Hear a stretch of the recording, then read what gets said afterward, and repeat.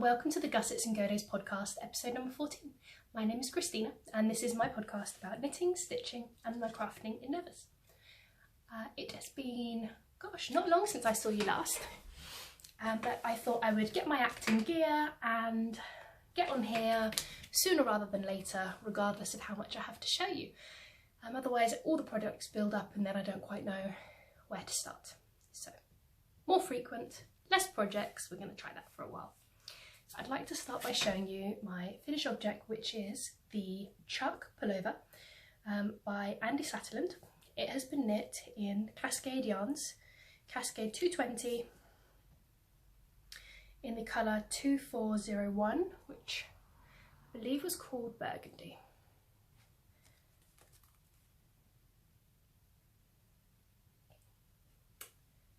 Lovely. So I was between two sizes, and from the pattern I knit to gauge.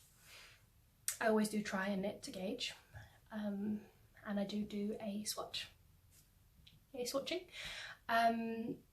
It makes a huge difference for me to make sure that I'm getting the final result, and even though it does take that bit of extra time, for me it really is worth it. So I do the swatches. And anyway, I was between the two sizes and there was a significant difference between the two sizes. One of them was a huge amount of ease, which is the one I went with, which is 4 inches of ease through the bust. The other one was, I think, about 1 inch. So I was quite torn and I didn't know which one to knit. I used Ravelry the way that I tend to use Ravelry most. So I scrolled through the projects that were there and found the ones that I liked the look of the most and looked at the projects. So those people had about 4 inches of negative ease in their project. So that sold it to me. One of those people, just as an example, was Katie from Inside number 23. So she knit one quite some time ago and has popped up, and I thought, yeah, that's how I want mine to fit. Quite fitted to wear with fuller skirts maybe, and some pencil skirts as well. So I've tried to think through not just making things willy-nilly, but making things that fit into my wardrobe. Otherwise I end up with a million summer dresses and nothing to wear for 9 months of the year. So I went with the Burgundy because it goes with, you know, quite a lot of the things I have, with greys, with browns, with navies. So great colour. Super happy with the colour of the yarn. But the size, so the cable is finishing just under the bust in this size, which it doesn't on the pattern. It definitely comes down closer to the waist, which is annoying. And then I went back in and added, I don't know, some extra somewhere. I think when I'd first made it, it was more this length. But I wanted it to sit kind of neatly kind of on the waistband.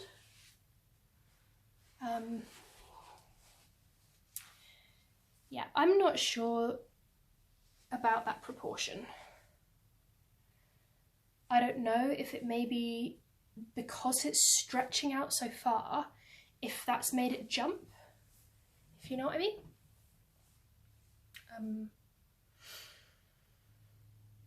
So I don't really know what to say. It's not too small. It is as I intended it to, but of course there were then repercussions. By going that small, I then lost some of the length. So as long as you don't mind having that portion of rib through the waistline, I guess it's fine. Also, I usually have a problem of the bust pulls up the front and then the front is longer than the back, shorter than the back. I have the opposite problem on this, so the back, you know, through the day kind of does tend to kind of rise, which I have never had that before. So I do constantly feel like I want to yank, yank, yank, yank in the back. So I guess short roads would have been the solution in the back for that. I don't know if maybe I'd gone up on the bigger size. I'd be interested to know how that would change things. So I'm tempted, gosh, to knit it again, maybe in a different colour, like green or something, and just see how it differs, because I can knit, I can do the motion, I can hold the needles, and you know, I'm quite quick now and I know lots of the different techniques, so it's not a problem to do to knit the garment. But you know, sometimes certain things like fit, which makes a huge difference on the garment, sometimes I struggle with that. Yeah, so I don't know if you'd also knit something in a fingering weight garment quite as tight as something in a worsted weight, which this is. I feel like something with a worsted weight, there are less stitches than in a fingering weight, so I feel that you get less kind of stretch and less you know, I feel that it's less forgiving in that manner, so that would be interesting. I don't think I'm going to unravel this and knit this again. I'm happy with how it fits, and I've worn it a lot, which you can see from all the bubbles. I don't have a D-pillar, but whatever, cashmere comb, anyway. Yeah, so I won't unravel it, but pardon me, I would like to knit it again and see what difference that made. I don't know whether it kind of would change the proportion of the garment, so that will be interesting to find out. The other issue I had with this yarn was when I locked it, the water I dipped it in cold water and left it, and instantly the water went bright red. I mean, shockingly red. Like, I don't know what to do with that. So I'm slightly afraid of wearing this in the way I intended to wear it, with like a little white collared blouse underneath, because I feel that, I mean, any moisture and I'm just going to be, whatever I wear underneath is going to be dyed. The yarn hoarder a little while ago, she spoke about the pH balance of different waters and how it depends on the pH balance that the dyer has, their water that they've used in the dyeing process. So if it's the same as the water you have in your area, seems to be my understanding, is that it won't run, but if you have something that's quite different, that's when it can run. So I don't really know if that, you know, I don't know. That makes me feel kind of less angry towards the dyer.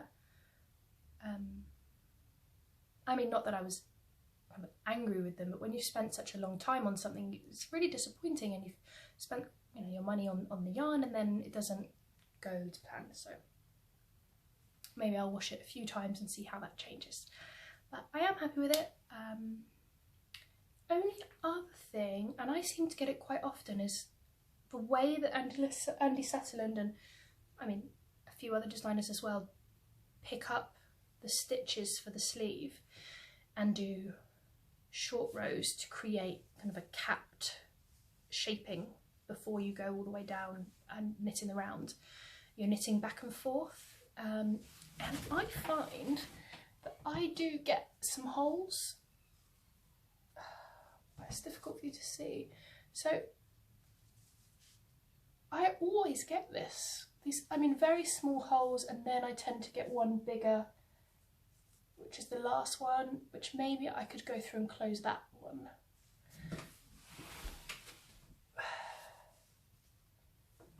Is that the same? No, maybe I close that one. But I don't know, they are really even, and so I guess that's how it's meant to be. But if I knit a sleeve flat and then I seam it in, I tend to get a better finish. Anyway, that is just, you know, a little, my thought for today. really happy with my card, with my jumper, but kind of just interested in kind of how, just for future garments, on how that could be, how I could do that differently. So anyway, everything's still a learning curve for me. My next project that I've been knitting on, which I've now finished, are the Soul Sister socks by Amy of the Little Tailoress podcast and of Jooles by So Sweet Violet. They have designed these beautiful socks which are called the Soul Sister socks. They have got a beautiful pattern of lace along the front, and the yarn that I've used for this, oh look, there's a twisted rib, beautiful. The yarn I used was a Homespun house yarn, and it's the soft sock merino. So there are the details. Is that coming through? There we go. So it's Sirius's gift, and I really love this colourway. It looks very Anne of Green Gables, got that kind of vintage look about it, so pretty. Now the best part of this sock, other than the gorgeous and easy lace, is the heel. And it's knit toe up, which I don't usually do, but this heel is so easy to knit, and it gives, I've never had a heel fit me so nicely. So fantastic. Anyway, got one finished pair, and as soon as I'd finished it, I then picked up and started knitting the second one because they are amazing. Now, I said this last week, is I knit the toe and started it while I was watching the Great British Bake Off, which I love and is now over. But it was very intense on one particular episode, and therefore I was not paying as much attention as I should have been, and I added in extra knit rounds willy-nilly by accident. Oops. So this toe is quite pointed. If I were to compare it to this toe, you can see I've knit the leg, no, I've knit the foot, excluding the toe, the same length. So you can see that one is shorter and rounder, and one, which is back here, is much more pointed. Now the one that is correct, which is the purple, fits just beautifully. This one is definitely too pointy for me, which means that I am going to have to pull out some, if not all, of this toe and then knit it again. Just a different toe, which is really disappointing, but just shows you need to be concentrating. Both toes are also exactly the same, because once I'd done this, I then had to copy exactly, I mean, look how that is on the sock blocker. I mean, just got this like too many rows of knit stitch. It needs to be rounded, and it just it's a pixie sock, and I am not a pixie. Nor do I have any friends who have pixie toes, so yeah, I'm gonna have to, I don't know what I'm gonna do. But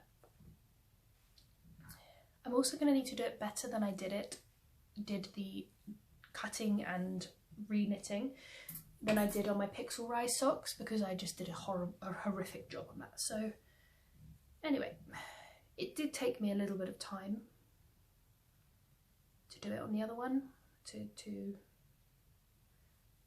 cut and rip out. I was too afraid just to lob it off, so I went round and picked up and then cut a little bit, and it took some time, but that's fine. That is not the pattern's fault, that is my lack of concentration. the pattern is spectacular. And this fits absolutely beautifully. That is such a lovely toe. It's just the perfect amount of rounded pointiness for toes, I think. And it was really fun knitting it. I mean, the way that this part is done, Jules did a video, which the link is in her pattern if you get the pattern. And oh my gosh, it is so easy to follow that little video, and it's so much fun. And you have a toe before you know it. Just do actually follow the pattern, because that's why it's there. This yarn is also a Homespun house yarn, from a club, from the Harry Potter. This is Ginny's Visit to Zonkos. You know, when I read books, I say in my mind, I read out the words not necessarily in the correct way. But anyway, such a lovely colour. There's the details. Yeah, so sometimes when I watch a film, I'm most taken aback by characters' names if I've read the book, because I could have just created a completely different pronunciation in my mind. Anyway, this is coming out absolutely beautifully. I've got my favourite progress keeper, just pom-pom there as well, from Jules of So Sweet Violet, from her little shop. This was from my advent calendar last year, and I got my advent calendar this year. It's downstairs.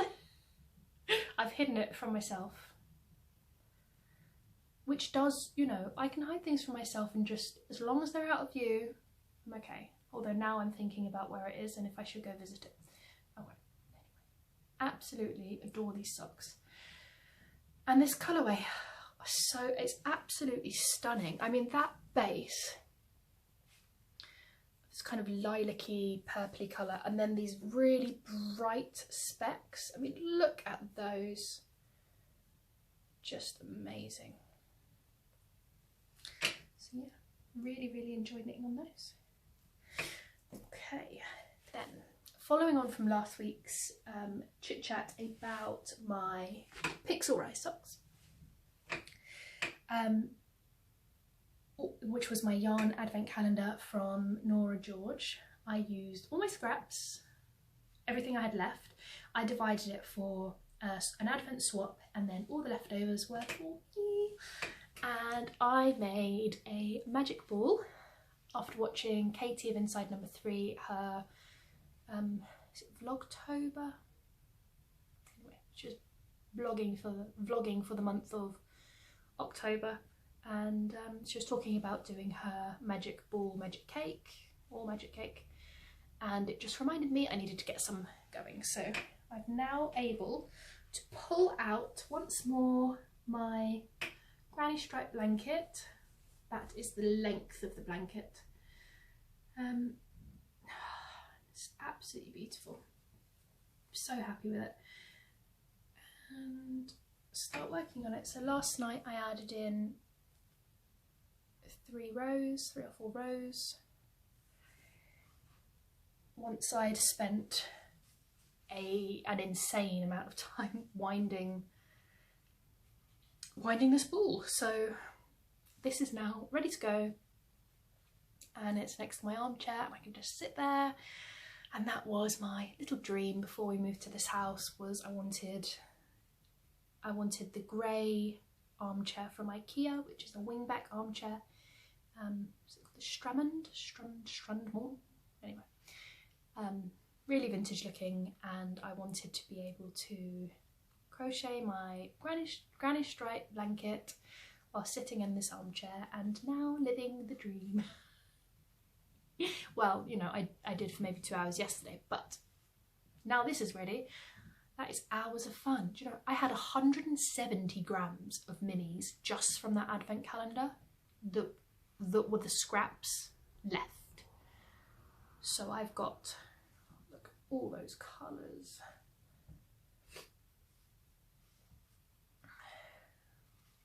So nice. And kind of as you go, I tried to do it like a self-striping ball where they put the stripes together. So as they disappear, more and more of the colours are revealed. I just felt that just to give it a little bit of excitement.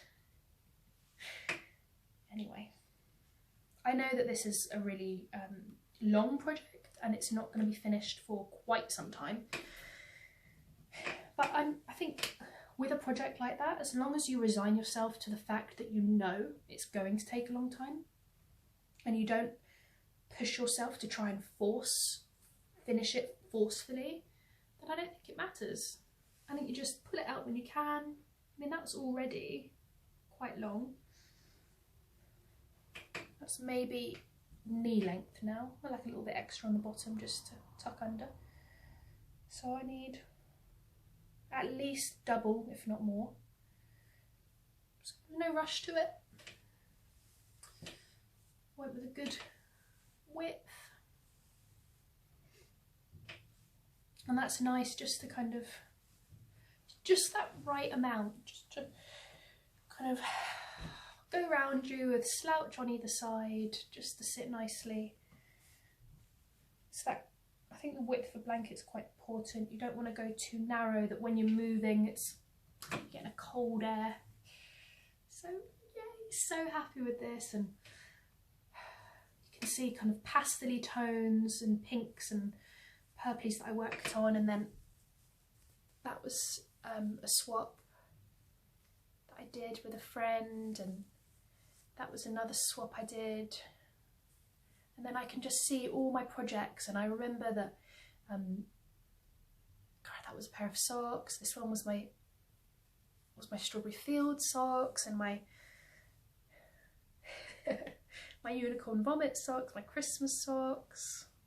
Anyway, it's just full of those memories, and even the swap ones, you know, that gives me that those fond memories of packaging up all those minis for someone and waiting for my package to arrive in return and hoping they like theirs. So really love it. I'm not particular about colours, so you know, I don't mind if this one's kind of brighter and a darker area. I think that's the beauty of it. But as I've said before, no one's will be as beautiful as yours, because your yarn, you know, they're the ones that you chose and you have all those memories attached to them, which is so nice.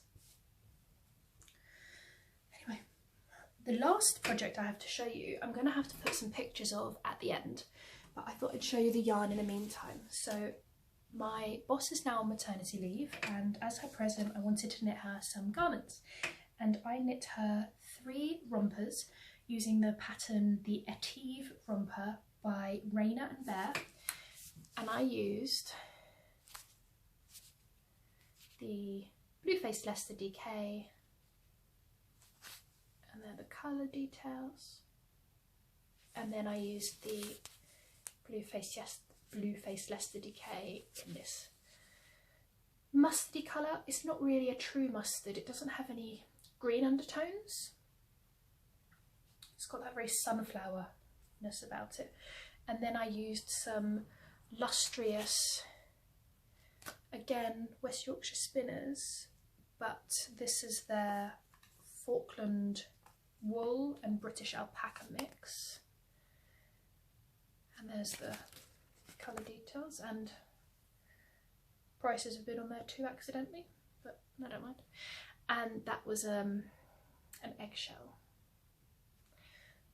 So I'm the worst gift knitter. As soon as I know something is not for myself, I have no interest in it whatsoever. I'm so greedy.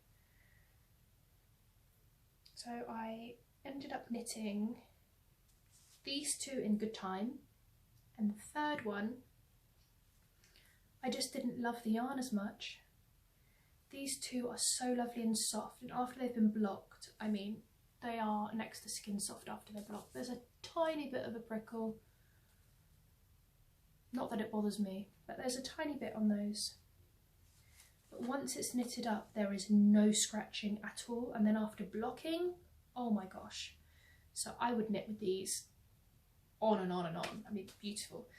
But I found the illustrious DK. I don't know, I just found it just, like a dryness to it, which I did not love.